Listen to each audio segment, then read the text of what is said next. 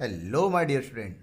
तो CUT 2024 की तैयारी में यूनिट 2 में आज लेकर आया हूँ पार्ट 2, जिसमें हम पढ़ेंगे मांग और मांग की कीमत लोच के बारे में। मांग बहुत ही लंबा टॉपिक है, जिसमें मांग का अर्थ, मांग तालिका, मांग वक्र, मांग का नियम, मांग के प्रकार, मांग में परिवर्तन, मांग की कीमत लोच की विभिन्न श्रेणियाँ और कीमत लोच की गणना कैसे करेंगे, इन सब चीज़ों के बारे में आज की इस यूनिट में पढ़ना है। लंबा टॉपिक है, इसका मतलब इस चैप्टर से क्वेश्चंस भी आपके CUT एग्जाम में काफ़ी पूछे जाते हैं। बारीकी से हर एक चीज़ को, हर एक पॉइंट को आपको गौर करना है। कहीं कुछ लगता है कि आपको समझ में नहीं आ रहा है तो कमेंट बॉक्स का यूज़ कीजिए और कमेंट करके अपने डाउट को मुझे बताइए, ध्यान रखिएगा। इसके अलावा आप मुझसे डायरेक्टली कोई मेंशन कर सकते हैं, बात करना चाहते हैं इंस्टाग्राम के थ्रू भी मुझसे जुड़ सकते हैं।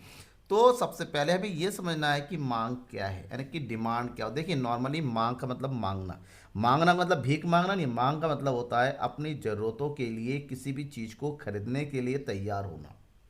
जब हम मांग की बात करेंगे तो मांग शब्द जो है इच्छा से निकल के आया है। लोगों की अनंत इच्छाएं होती हैं, अपनी ज़रूरतें होती हैं, और इच्छाएं एक ऐसी चीज है जो कभी खत्म नहीं होती है। आज मोबाइल चाहिए, घर चाहिए, कार चाहिए, फिर बड़ी कार चाहिए, कभी ये चाहिए, कभी घूमने जाना। तमाम लोगों की मन में इच्छाएं होती हैं और अपनी हर एक इच्छा को हम पूरा नहीं कर सकते, क्योंकि हमारे पास उस इच्छाओं को पूरा करने के लिए पर्याप्त साधन नहीं है। तो जब इच्छाओं के पूरा करने के लिए हमारे पास कुछ साधन आ जाते हैं तो उन्हीं अनंत इच्छाओं में से कुछ इच्छाएं हमारी आवश्यकता बन जाती है। ठीक है, फॉर एग्जाम्पल पहले हम जो है 10,000 रुपये कमाते थे। 10,000 कमाने के बाद हम, हमारी इच्छा, तमाम बहुत सारी चीज़ें होती पूरा नहीं करते, लेकिन अब हमारी इनकम 10 से बढ़ा के कितनी हो गई, 30,000 हो गई। हमारी एक इच्छा थी बाइक खरीदे, 30,000 इनकम हुई तो इंस्टॉलमेंट में एक बाइक खरीदना है हमें। अब हमारी आवश्यकता, क्योंकि 30,000 की सैलरी हो गई, अब हमारी ज़रूरत बन गई बाइक। अब साइकिल से नहीं चल पा रही, ज़रूरत हो गई। लेकिन जैसे ही 30,000 रुपये खर्च करने के लिए हम तैयार होते हैं और बाइक खरीदने के लिए तैयार होते हैं कि नहीं, अब दुकान में जा रहे हैं और पेमेंट करना है, हमने इंस्टॉलमेंट वगैरह सब कुछ बना ला और बाइक परचेज कर लिया, तो उस टाइम वो मांग बन जाता है। यानी कि इच्छाओं से आवश्यकताओं का जन्म होता है। जैसे हम अपनी आवश्यकताओं को पूरा करने के लिए धन व्यय करने लग जाते हैं तो उसी टाइम उसको मांग कहते हैं। तो इच्छाएं मतलब वस्तु को प्राप्त करने की लालसा, आवश्यकता बस इच्छा की पूर्ति के लिए जब हमारे पास पर्याप्त धन होते हैं। और तीसरा होता है मांग, जब अपनी आवश्यकता को एक निश्चित कीमत पर, निश्चित समय पर, निश्चित स्थान पर पूर्ण करने के लिए हम तैयार कर लेते हैं, या धन खर्च कर देते हैं, या फिर खरीद लेते हैं, तो उसे हम मांग कहते हैं। मतलब साफ है, एक निश्चित कीमत पर उपभोक्ता वस्तु की जितनी मात्रा खरीदने के योग्य या इच्छुक होता है उसे उसकी मांग कहा जाता है। तो मांग शब्द को पूरा करना है, मांग को सटीक देना है, तो आपको यहाँ पर 5 प्रमुख तत्व होना। सबसे पहले वस्तु को खरीदने की इच्छा होनी चाहिए। नंबर 2, उसको क्रय करने के लिए पर्याप्त साधन होने चाहिए। नंबर 3, जो साधन आपके पास, साधनों को व्यय करने की तत्परता होना चाहिए। नंबर 5, ठीक ना, और जो आपकी इच्छा हो उसकी एक निश्चित कीमत होनी चाहिए। और सबसे इंपॉर्टेंट चीज़, हर एक चीज़ का एक निश्चित समय में खरीदने होना चाहिए, यानी खरीदना चाहिए। तो यहाँ पर 5 प्रमुख तत्व होने से वस्तु की मांग हमारी पूरी होती है।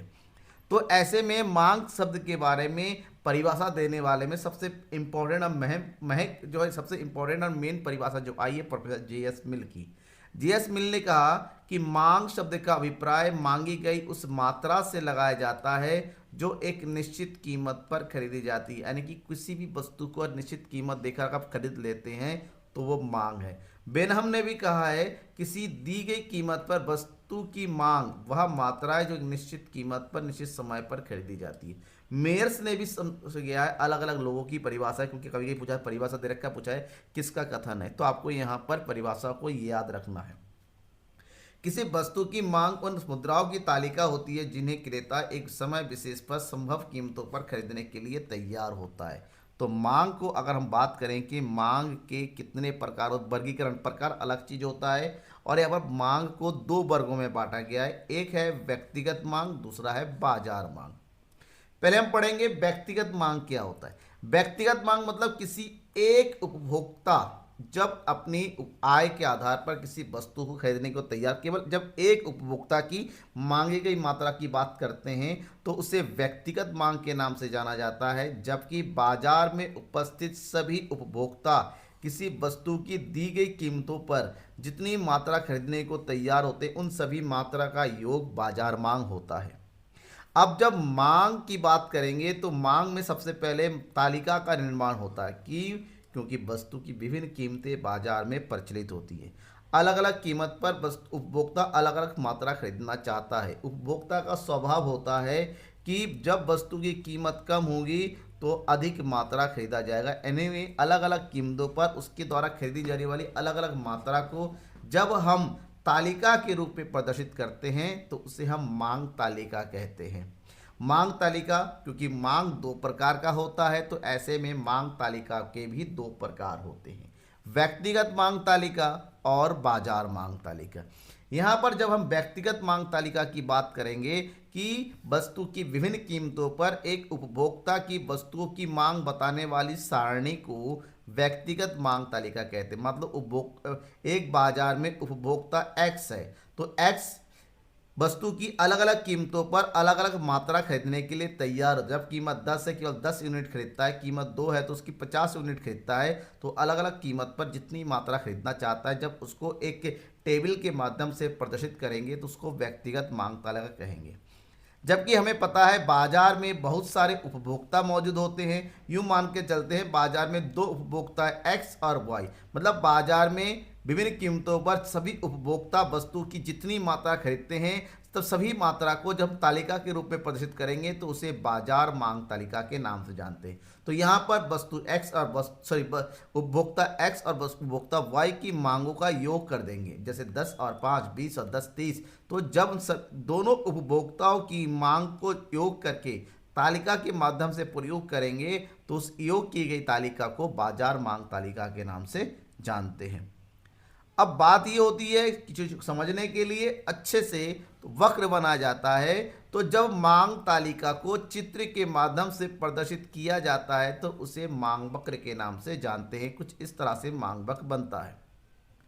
मांग वक्र हमेशा वस्तु की कीमत और मांगी गई मात्रा के बीच में विपरीत संबंध को व्यक्त करता है, क्योंकि कम कीमत पर अधिक मात्रा खरीदा जाता है और अधिक कीमत पर कम मात्रा, इसलिए ये ऊपर से नीचे गिरता हुआ नजर आता है। जैसे कीमत ज़्यादा है तो मांगी जा रही क्यों ये, और कीमत वस्तु की कम हो गई तो मांगी जा रही ज़्यादा मात्रा। ऐसे में मांग वक्र जब बनाते हैं तो दो प्रकार का मांग वक्र बन के तैयार होता है, व्यक्तिगत मांग वक्र और बाजार मांग वक्र। ठीक है, जब हम व्यक्तिगत मांग वक्र की मानेंगे तो जब व्यक्तिगत मांग तालिका को चित्र के माध्यम से उनके विभिन्न संयोगों को प्रदर्शित करेंगे, अलग अलग कीमत पर अलग अलग मात्रा को जब यहाँ पर वक्र के माध्यम से प्रदर्शित करेंगे उसे व्यक्तिगत मांग। देखिए यहाँ पर वस्तु की कीमत को हम क्या करते हैं, यहाँ दर्शा देते हैं 2 4 6 8 10, और यहाँ पर मांगी गई मात्रा को दर्शाते हैं 10 20 30 40 और ये हो गया 50 60। ये हो गई मांग की मात्रा और ये हो गई वस्तु की कीमत। जब वस्तु की कीमत 10 है तो मांगी जा रही 10 यूनिट, वस्तु की कीमत 8 है मांगी जा रही है 20 यूनिट, वस्तु की कीमत 6 है मांगी जा रही है 30 यूनिट, वस्तु की कीमत 4 है मांगी जा रही है 40, वस्तु की कीमत 2 है मांगी जा रही है 50 यूनिट। तो ऐसे में इन सभी संयोगों को आपस में दर्शाएंगे तो इस तरह से एक वक्र नजर आएगा जो कि एक ही उपभोक्ता की मांग को दर्शाता है, तो इसे मांग वक्र के नाम से जाना जाएगा, व्यक्तिगत मांग वक्र। दूसरा है बाजार में उपस्थित सभी उपभोक्ताओं की मांग तालिका को जब एक वक्र के माध्यम से दर्शाएंगे तो उस वक्र को बाजार मांग तालिका के नाम से समझा जाता है। तो मांग वक्र क्या होता है? मांग वक्र समझने के बाद हम आते हैं मांग फलन, डिमांड फंक्शन। क्वेश्चन बहुत ज़्यादा पूछा जाता है, वस्तु की मांग और उसे प्रभावित करने वाले विभिन्न, क्योंकि कोई भी चीज़ हम खरीदेंगे केवल बाजार में गए कीमत पूछा खरीद के लेके ऐसा नहीं होता है। बहुत सारी चीज़ों को देखना पड़ता है, समझना वस्तु की कीमत कितनी है, क्या ये हमारे लायक है या नहीं है, क्या ये यूज़फुल है या नहीं है, क्या जिसके लिए मैं जो कीमत दे रहा हूँ उसके बराबर कोई वस्तु अवेलेबल है या नहीं है। बहुत सारी चीज़ों को हम सोचते हैं, उसके बाद वस्तु की मांग करते हैं, खरीदते हैं। तो वस्तु को खरीदते समय उस चीज़ को किन किन चीज़ों से वो खरीदने की मात्रा इफेक्ट होती है तो उसे हम मांग फलन के नाम से जानते हैं। प्रोफेसर वाटसन ने एक्सप्लेन किया, किसी बाजार में एक निश्चित समय पर किसी वस्तु की मांग फलन उस वस्तु की खरीदी जाने वाली विभिन्न मात्राओं तथा मात्रा को निर्धारित करने वाले तत्वों के बीच के संबंध को कहा जाता है। ऐसे में मांग फलन दो प्रकार का होता है, क्योंकि मांग ही दो प्रकार का होता है। एक है व्यक्तिगत मांग फलन और एक बाजार मांग फलन।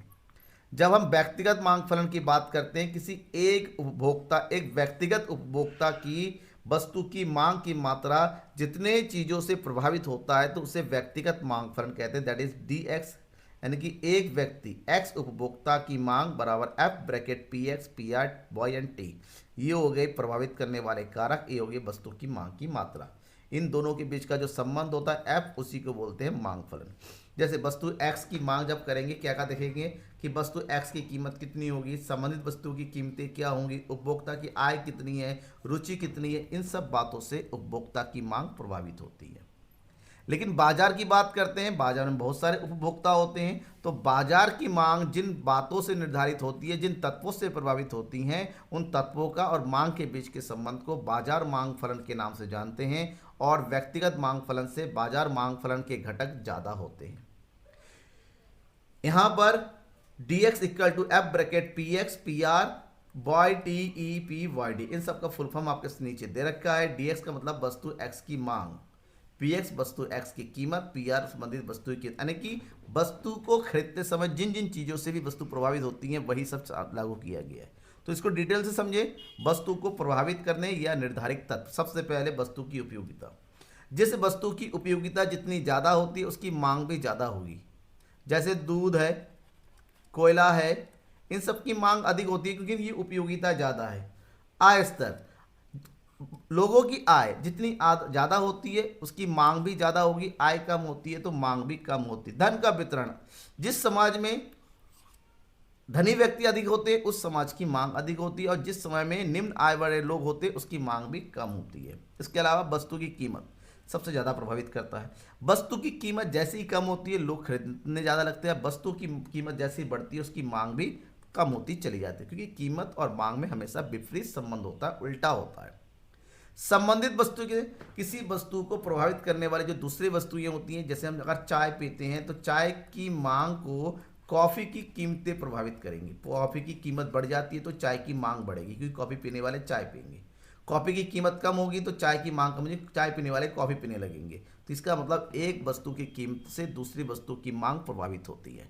उपभोक्ता की रुचि, फैशन की उपभोक्ता की मांग को प्रभावित करता है। फैशन बदल गया, मांग कम हो जाएगी, उसकी आदत वगैरह। और भविष्य में वस्तु की कीमत, अगर पता चल जाए भविष्य में वस्तु की कीमत कम होगी तो वर्तमान में उसकी मांग कम हो जाएगी। भविष्य में वस्तु की कीमत बढ़ने वाली है तो वर्तमान में उसकी मांग भी बढ़ जाएगी। इसका मतलब होता है उपभोक्ता की मांग विभिन्न प्रकार के कारकों से प्रभावित होती है। अब यहाँ पर बहुत इंपॉर्टेंट पॉइंट, मांग का नियम, लॉ ऑफ डिमांड। मांग का नियम को खरीद का पहला नियम भी कहते हैं, क्योंकि जब किसी वस्तु खरीदने जाते हैं सबसे पहले इसी नियम पे ध्यान रखते हैं, इसी चीज़ को। मांग का नियम प्रोफेसर मार्शल की सबसे इंपॉर्टेंट देन है, उन्होंने इस नियम को दिया था। उनके अनुसार जब किसी वस्तु की अन्य बातें समान रहने पर वस्तु की कीमत में वृद्धि होती है तो मांग कम हो जाती है, और वहीं पर कीमत कम होने जब उनकी मांग बढ़ जाती है। इसका मतलब होता है मांग का नियम ये बताता है कि वस्तु की मांग और कीमत के बीच में विपरीत यानी कि ऋणात्मक संबंध होता है। राइट, ध्यान में रखना। जब हम इसी प्रकार से मांग के नियम की बात करते हैं, जैसे वस्तु की कीमत हमारी घट रही है तो वस्तु की मांग बढ़ती चली जाती है। तो जैसे मांग वक्र ऊपर से नीचे की ओर गिरता हुआ होता है, जैसे कीमत P है तो मांगी जा रही Q यूनिट। जैसे कीमत घट के हमारी P1 हो जाती है, हमारी मांग की मात्रा बढ़ के Q1 हो जाती है। तो इसका मतलब ये हुआ कि कम कीमत पर अधिक मात्रा खरीदी जाती है और अधिक कीमत पर कम मात्रा। इसी को मांग के नियम के नाम से हम जानते हैं।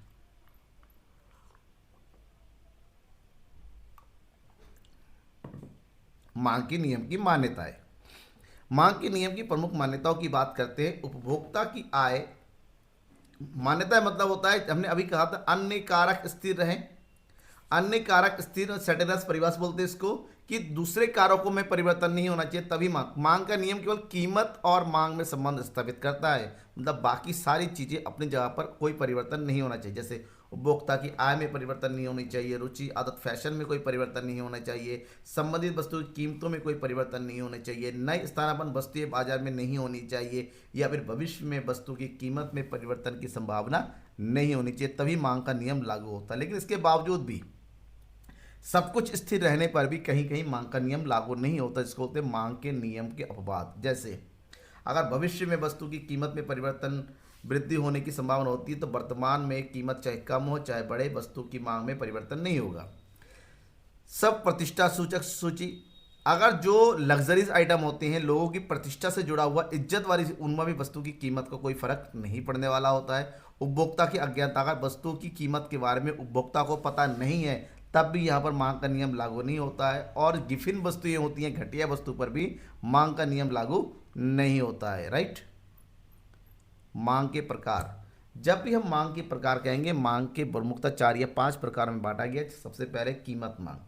कीमत मांग का मतलब होता है वस्तु की कीमत और मात्रा के बीच के संबंध। जब हम वस्तु की कीमत को देखकर वस्तु की मांग करते हैं तो उसे कीमत मांग कहते हैं, जो कि हमेशा ऋणात्मक संबंध में पाया जाता है।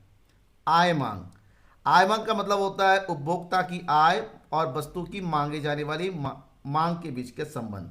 और आय और वस्तु की मांग के बीच में धनात्मक संबंध होता है, लेकिन ये संबंध को भी हम 2 वर्गों में बांटते हैं।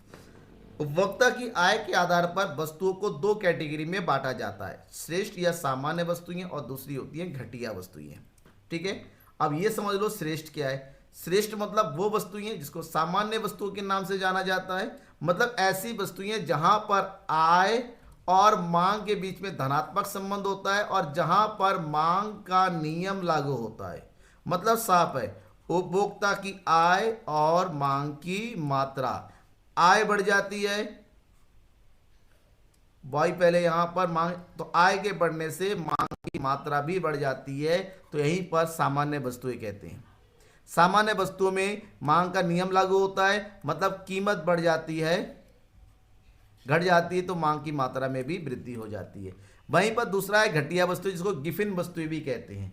यहां पर घटिया वस्तुओं में और आय में विपरीत संबंध होता है। क्यों? क्योंकि आय में जिनकी इनकम बढ़ जाएगी वो घटिया वस्तु खरीदेगा नहीं, जाहिर सी बात है। तो ऐसे में हमारा विपरीत संबंध होने का मतलब होता है आय पहले ज़्यादा थी तो यहाँ पर मात्रा इतनी, जैसे ही आय हमारी कम हो गई, ठीक है, तो हमारी घटिया वस्तुओं की मांग बढ़ जाती है। यहाँ पर मांग का नियम लागू नहीं होता, ध्यान रखिएगा। इसके अलावा तिरछी मांग, तिरछी मांग इसको वो मांग कहते हैं जहां पर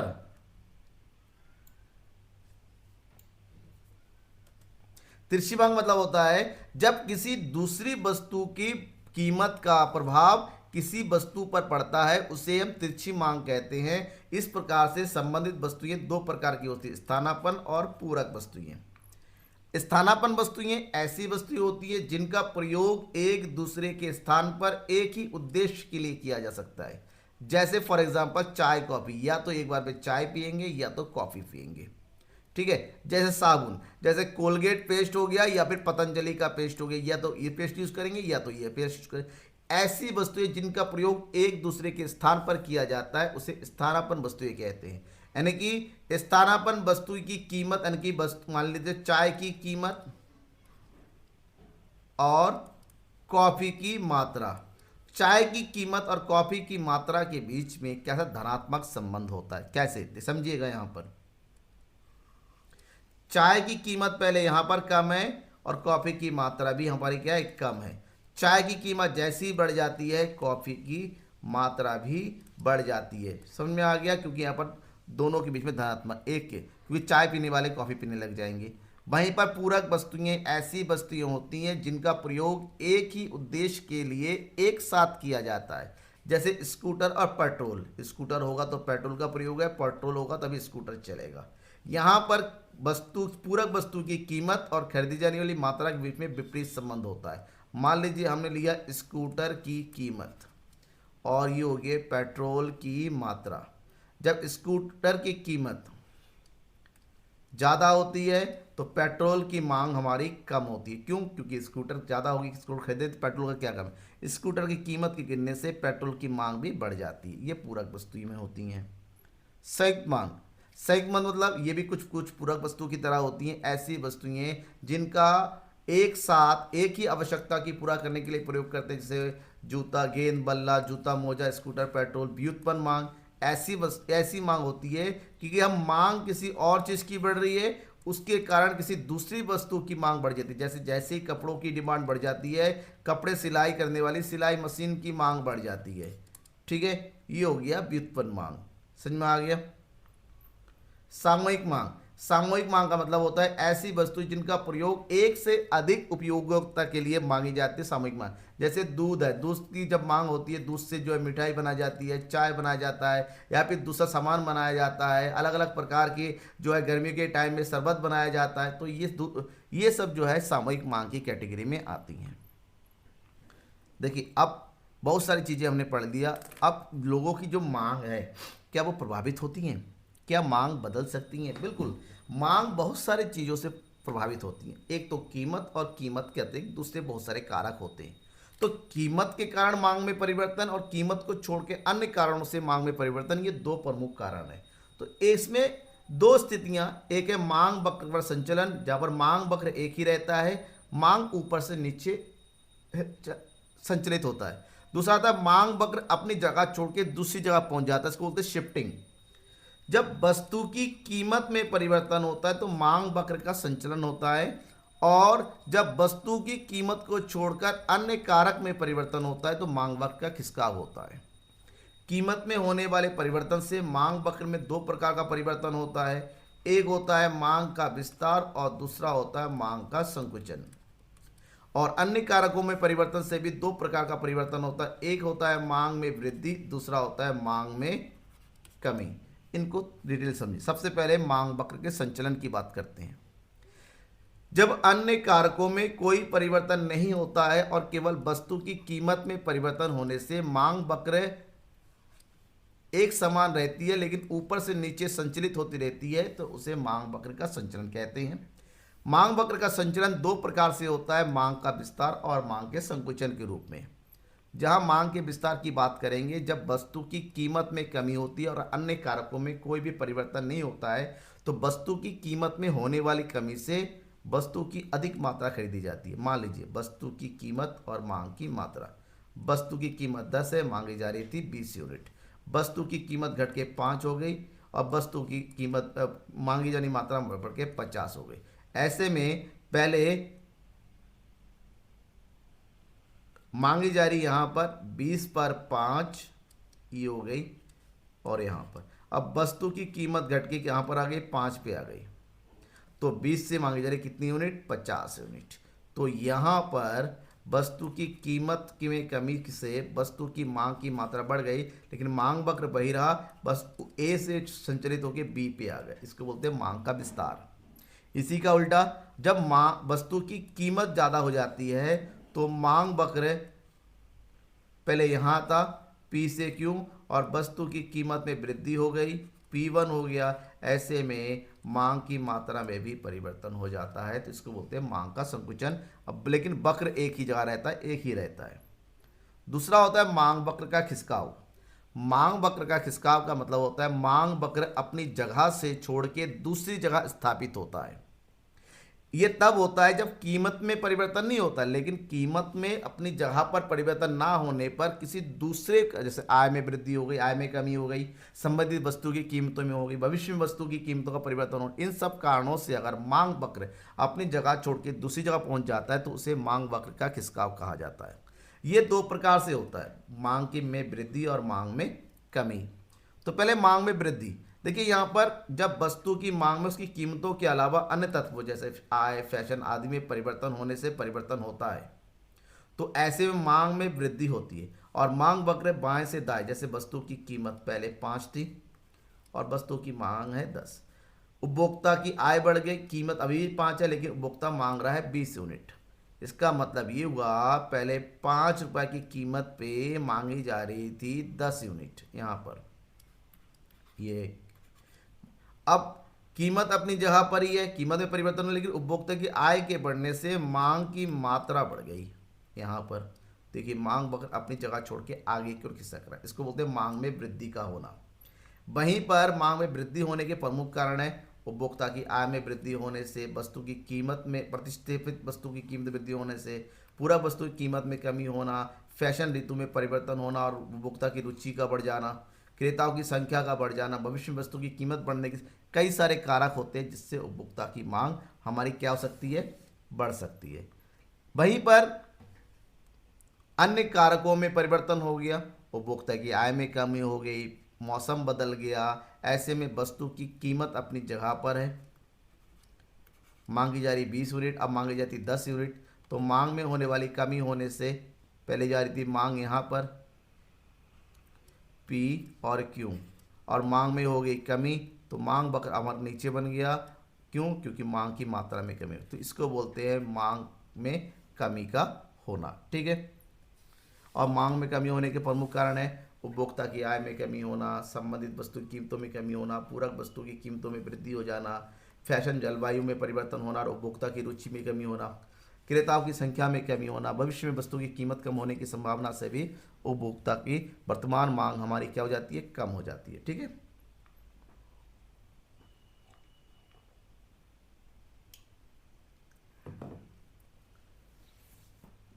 अब हम पढ़ते हैं मांग की कीमत लोच के बारे में। मांग की कीमत लोच किसे कहते हैं?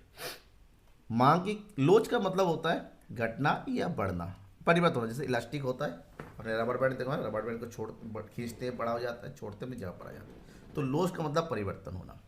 तो यहाँ पर किसी वस्तु की कीमत में परिवर्तन के फलस्वरूप अगर उसकी वस्तु की मांग में परिवर्तन होता है तो कीमत में परिवर्तन होने से मांग में जो भी परिवर्तन होता है उसे मांग की लोच कहते हैं।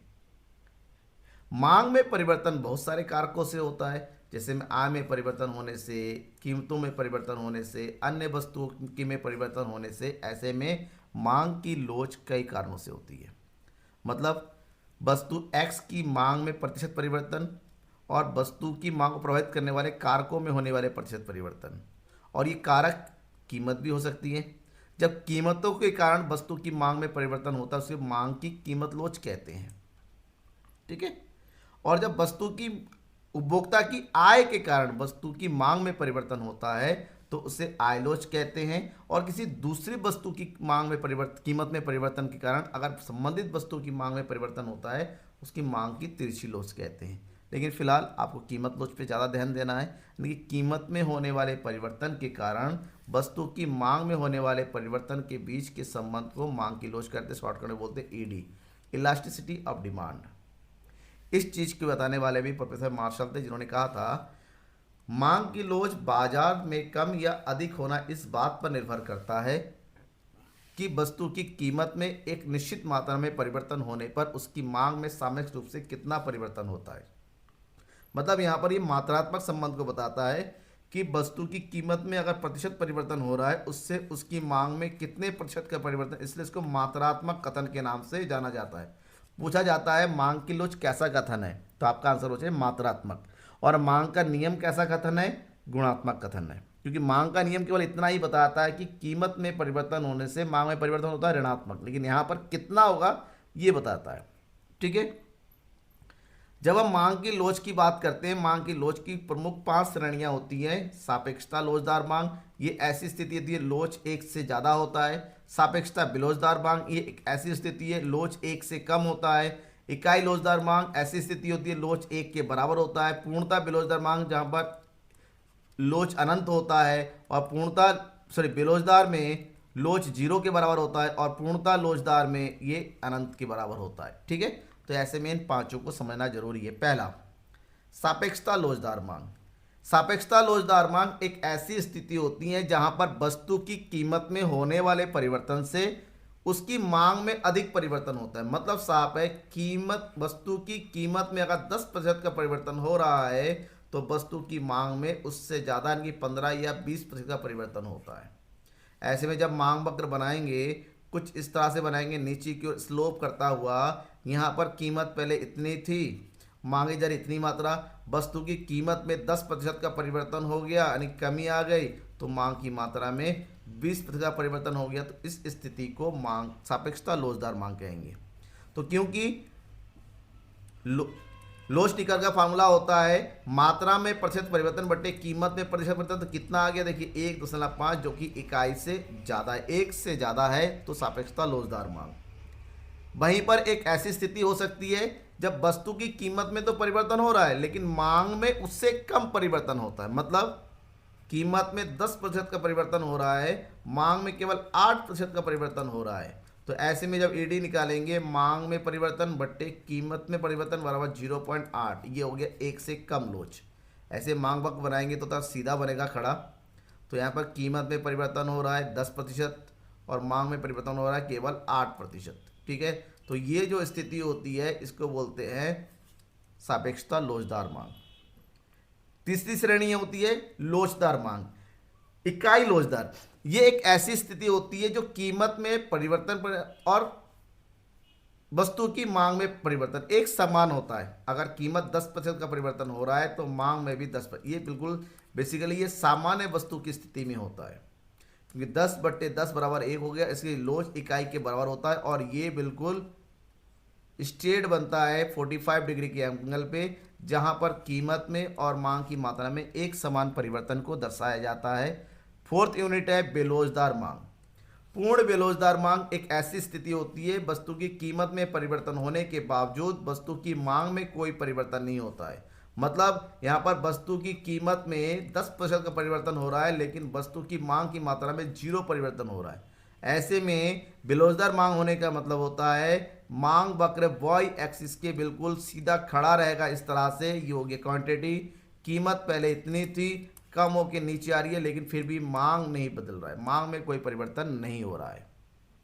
लास्ट स्थिति ये होता है कि जब वस्तु की कीमत में परिवर्तन हो जाता है या बहुत कम परिवर्तन होता है, यह परिवर्तन बिल्कुल नहीं होता है, उसके बावजूद भी वस्तु की मांग में बहुत अधिक परिवर्तन होता है। यानी कि कीमत में परिवर्तन 0 लेकिन मांग की मात्रा में जो है 20% का परिवर्तन हो गया। यानी कि 20/0, 0 से कोई चीज़ डिवाइड होता नहीं, आंसर आता है अनंत। तो मांग का लोच हमेशा यहाँ पर एक्स एक्सिस के बराबर रहेगा, कीमत अपनी जगह पर, मांग की मात्रा में वृद्धि हो जाती है। ठीक है, तो 5 श्रेणियों में मांग की लोच को मापा जाता है। मांग की लोच प्रभावित भी हो सकती है, जैसे अगर वस्तु की प्रकृति, अगर बहुत ही जरूरी वस्तुएं हैं बेलोचदार होंगी। आवश्यक वस्तुओं की लोच बहुत ही कम होती है क्योंकि आवश्यक वस्तुएं कीमतों से कम प्रभावित होता है। आरामदायक वस्तुएं लोचदार होती हैं और विलासिता वस्तुएं अधिक लोचदार होती हैं, जैसे कार वगैरह की थोड़ी कीमत डिस्काउंट हो गई, लोग खरीदने लगते हैं भर के। स्थानापन्न वस्तुएं उपलब्ध है तो अधिक लोचदार होगी और स्थानापन्न वस्तुएं कम होती हैं तो कम लोचदार होती हैं। वैकल्पिक प्रयोग उपलब्ध है तो मांग क्या होती हैं, लोचदार होती हैं, और वैकल्पिक प्रयोग नहीं होता है तो बेलोचदार होती हैं। वहीं पर किसी वस्तु का उपभोग अगर कुछ समय के टाल कर सकते हैं तो वो लोचदार होगी और उपभोग करना आवश्यक होता है तो मांग बेलोचदार होगी।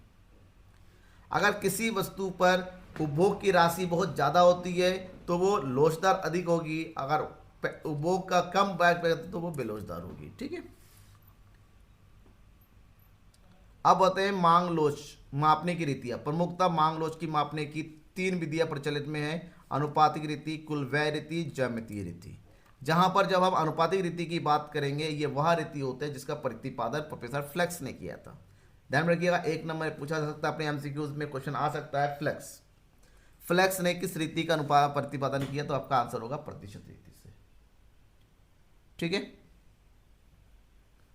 तो मांग की लोच का अनुमान लगाने के लिए मांग में होने वाली अनुपातिक प्रतिशत परिवर्तन से कीमत में होने वाले प्रतिशत परिवर्तन से भाग कर दिया जाता है। तो ये अनुपात है, यानी कि यहां पर कीमत में जितना भी परिवर्तन होता है प्रतिशत में, उससे मांग की मात्रा में जितना भी परिवर्तन होता है भाग कर दिया जाएगा। या फिर इसकी जगह इस फॉर्मूला का प्रयोग किया जाएगा, delta Q upon delta P multiply by P upon Q. जैसे क्वेश्चन दे रखा है, एक वस्तु की कीमत 15% की कम होने से मांग में 1000 से 200 इकाइयाँ हो जाती है। इसका मतलब होता है हम निकालेंगे डेल्टा पी। डेल्टा पी कितना है 15%, वहीं पर डेल्टा क्यू करेंगे तो कितना हो जाएगा 1200 माइनस 1000, कितना परिवर्तन होगा 200। तो 200 को प्रतिशत में बदल लेंगे, यहाँ पर 200 मल्टीप्लाई बाय 100 बटे 1000, तो कितना प्रतिशत हो गया 20%। अब ईडी टू कितना हो गया, मांग की मात्रा में प्रतिशत परिवर्तन बटे कीमत में प्रतिशत परिवर्तन। 15 से 20 को भाग कर देंगे, ये हो गया 15 का 15, बचेगा 5, 15 तिया 45, बचेगा 5, 15 तिया 45, जो कि एक से ज़्यादा यानी कि इकाई से अधिक लोचदार मांग होती है। दूसरी रीति व्यय विधि। व्यय विधि का प्रतिपादन प्रोफेसर मार्शल ने किया। प्रोफेसर मार्शल ने कहा कि वस्तु की कीमत में परिवर्तन होने से अगर उपभोक्ता की कुल व्यय में परिवर्तन होता है तो उसी आधार पर पता चल जाता है कि लोच है कितना है, और कुल व्यय निकालने के लिए वस्तु की कीमत और वस्तु की मांग की मात्रा को मल्टीप्लाई कर दिया जाता है। ठीक है, अब यहाँ पर तीन ही श्रेणी में लोच ज्ञात किया जा सकता है व्यय विधि में। अगर व्यय समान रहे, व्यय में कोई परिवर्तन ना हो, तो लोच एक के बराबर होती है। अगर वस्तु की कीमत के कम होने से व्यय बढ़ जाती है तो लोच एक से ज़्यादा होती है। अगर वस्तु की कीमत के कम होने से व्यय हमारी कम हो जाती है तो लोच एक से कम होती है। ठीक है, तो ये कुछ प्रमुख रीतियां हैं जिसके माध्यम से मांग की लोच ज्ञात की जा सकती है। ठीक है, तो ये हो गया यूनिट 2 का पार्ट 2, और यूनिट 2 हमारा यहीं पर कंप्लीट होता है। इसके बाद इस यूनिट से रिलेटेड जितने भी क्वेश्चंस होते हैं जो एमसीक्यूज हिसाब से जरूरी है, किस पैटर्न में क्वेश्चन पूछे जा सकते हैं, उन सारे क्वेश्चन को हम नेक्स्ट पार्ट में पार्ट 3 में रिवाइज करेंगे। पार्ट 3 जानना है तो सब्सक्राइब कर दीजिएगा, अब तक सब्सक्राइब नहीं किया है तो। कोई भी डाउट है तो इस नंबर पर मुझे अपने डाउट्स डायरेक्टली मुझसे पूछ सकते हैं, अदरवाइज चैनल को सब्सक्राइब करके कमेंट बॉक्स तो है ही आपके डाउट को पूछने के लिए। तब तक के लिए थैंक यू एंड बाय। और हाँ, सोशल मीडिया में है तो मुझे फॉलो करना मत भूलिएगा।